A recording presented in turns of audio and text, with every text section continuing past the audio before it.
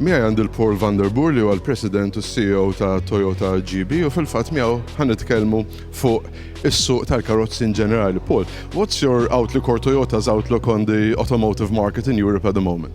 Well, it's very positive. I think, I'm obviously responsible for the UK market, and last month we had the biggest ever month in the history of the UK, actually, over 550,000 cars. So we're seeing quite a lot of growth again in some of the mature markets, and really a lot of success, particularly on our hybrids and some of our new models. So very positive time to be working with Toyota. But it's a very dynamic time as well. Things are changing. How is Toyota handling this change and foreseeing future development?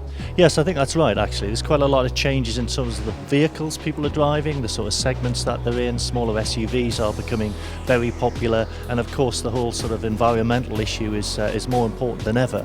So we're responding to that with new products, new hybrids. Later this year we'll have a smaller SUV, which obviously capitalizes on our heritage in that sort of market. So we're expanding our range all the time, really, to meet these changing customer needs. You're also setting yourself quite stiff targets in terms of percentage sales for hybrid technology on your vehicles.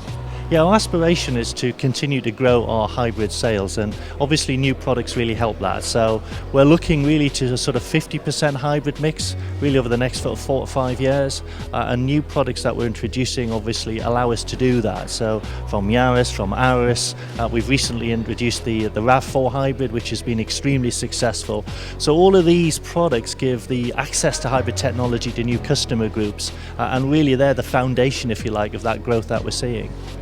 Long term, you're also looking at fuel cell technology. I've had the privilege of going up to the UK and trying the Mirai, which was absolutely incredible. What is the vision there? I think at the moment the Mirai is doing very well in terms of the recognition of where future mobility could go. So we've sold 10 vehicles in the UK, and we have more vehicles this year. It's very much about getting the infrastructure right, but it signals that you can have a vehicle with zero emissions, which is very much part of our 2050 strategy, on the road now. In fact, one of our early customers, which is a sort of VIP chauffeur service in London, they've just reached 10,000 miles in the first Mirai, and we only delivered it in the fourth quarter last year. So it's a car that you can use just like any other. It's very spacious, very quiet, and I think it gives people an indication that really you don't have to compromise to take these technologies. You can get all of that benefit in a product that we've got in the market today. You're here specifically for a particular occasion. Can you elaborate on that? Yeah, I'm here obviously to Michael de Bona Limited, because they've just really refreshed the sort of showroom environment and the service environment here, which is very much in keeping with giving customers a sort of fresher look to the overall environment itself. You can actually see right through to the workshop here. It's quite open and transparent, much more comfortable for customers to use. So I really came out here to see that sort of launched, and obviously see the operation in Malta itself. Thank you very much. Thank you. Brilliant. Thank you very much.